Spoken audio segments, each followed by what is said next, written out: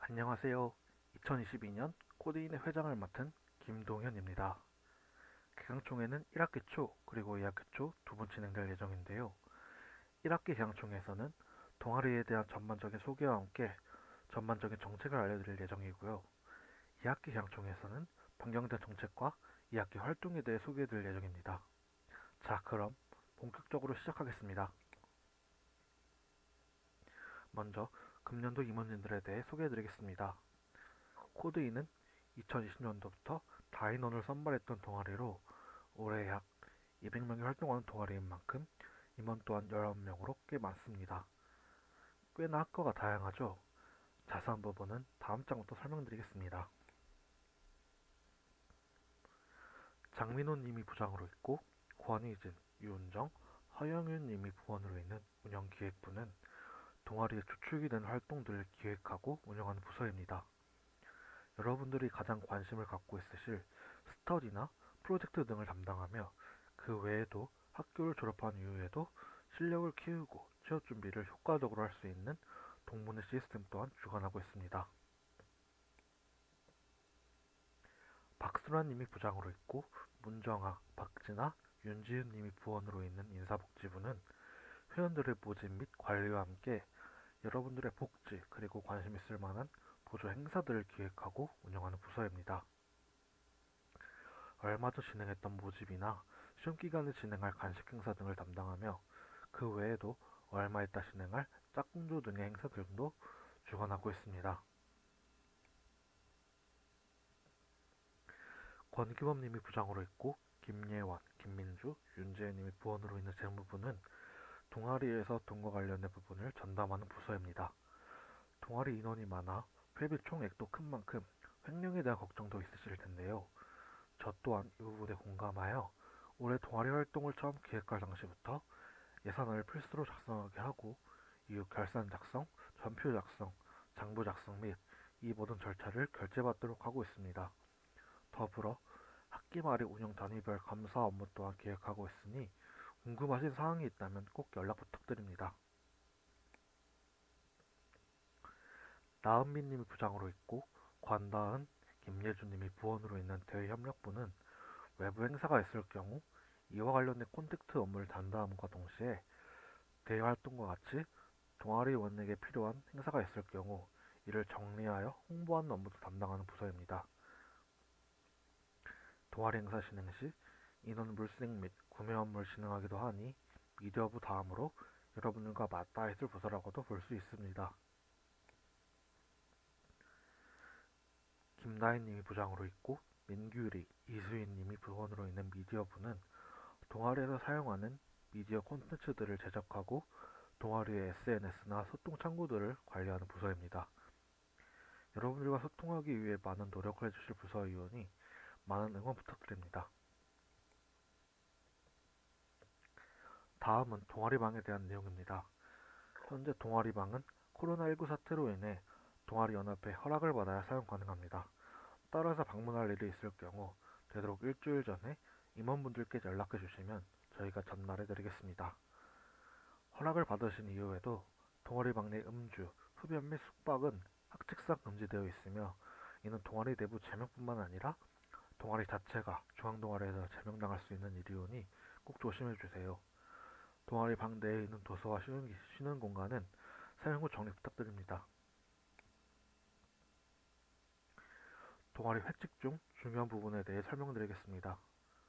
동아리 회비는 활동을 위해 꼭 필요한 자금으로 주로 상금으로 지출됩니다.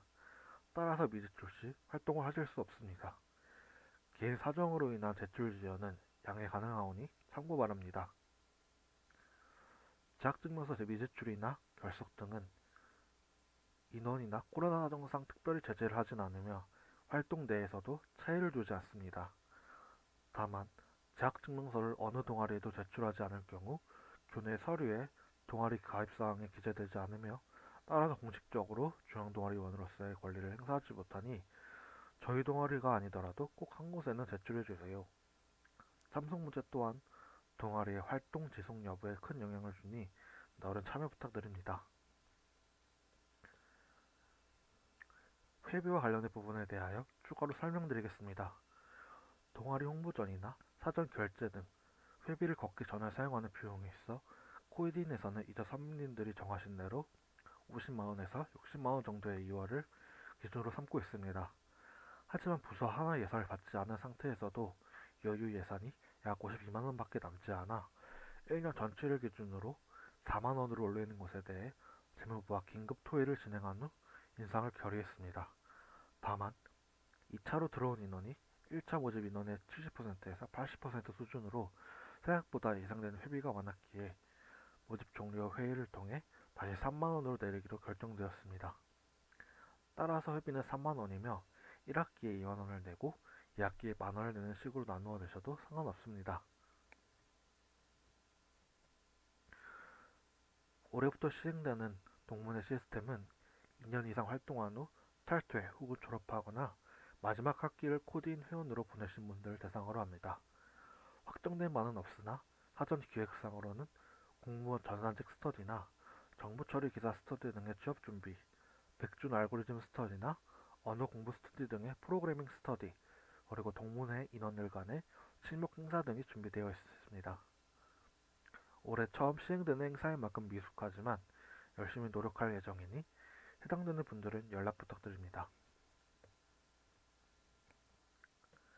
올해 활동은 크게 스터디, 세션, 액티비티로 나눌 수 있습니다.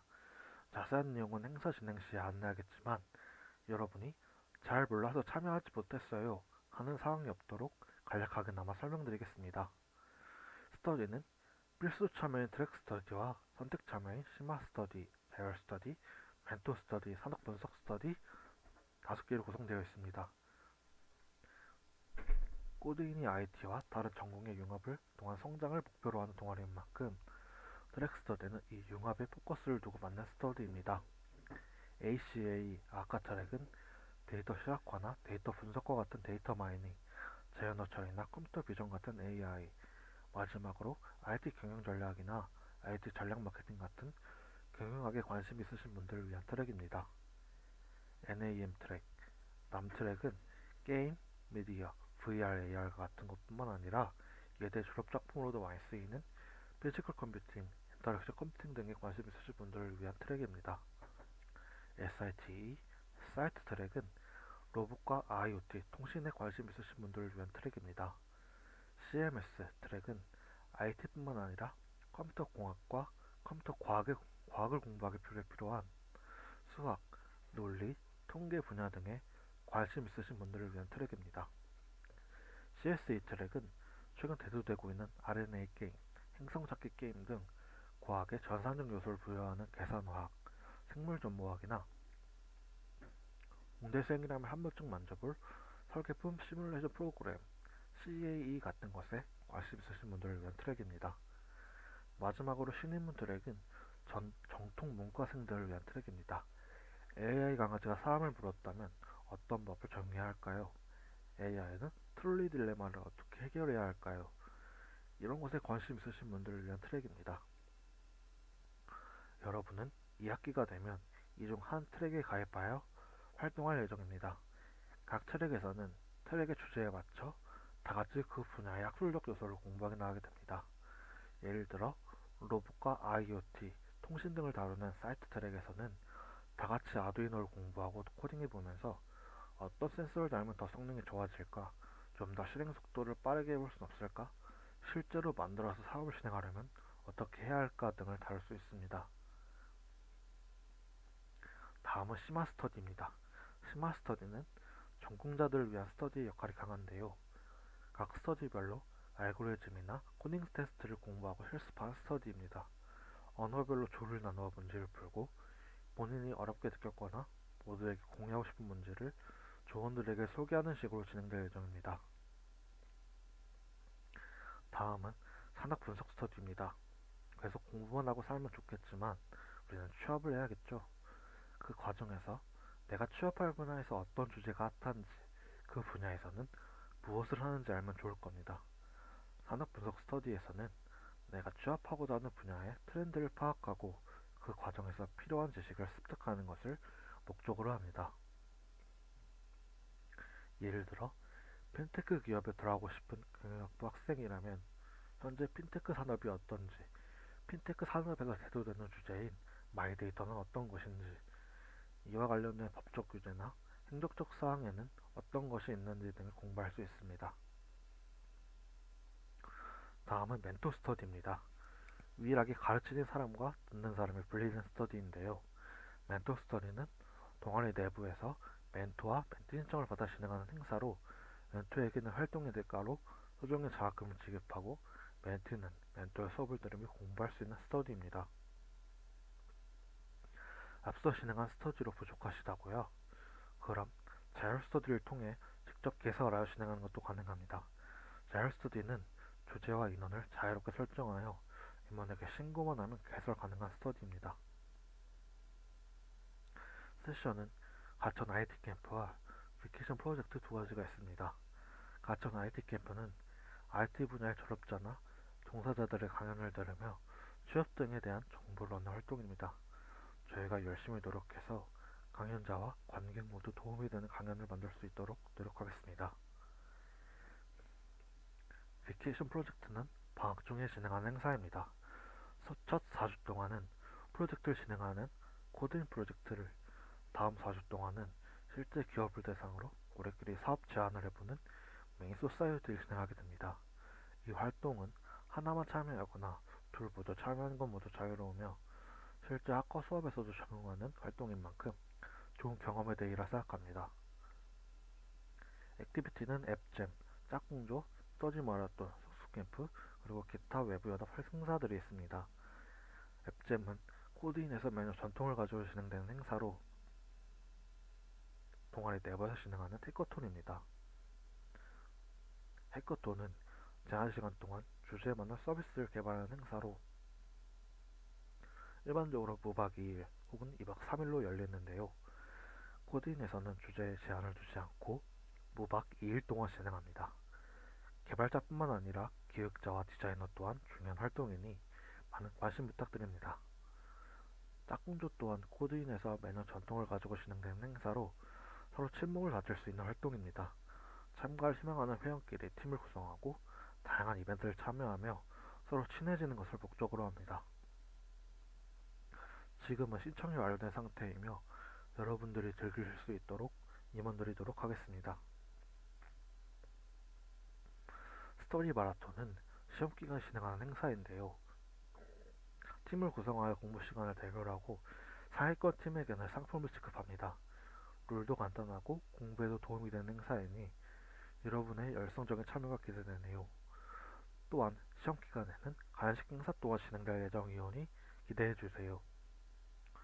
마지막으로 쑥쑥캠프는 과학창의재단에서 진행하는 봉사활동으로 초중등 교육을 받는 학생들에게 대학생이 가서 교육봉사를 진행합니다. IT 동아리인 만큼 간단한 코딩과 함께 소프트웨어 기초교육 등을 주제로 진행될 예정이며 공지가 올라오는 대로 전해드릴 예정이오니 귀 쫑긋 세우고 기다려주시면 감사드리겠습니다.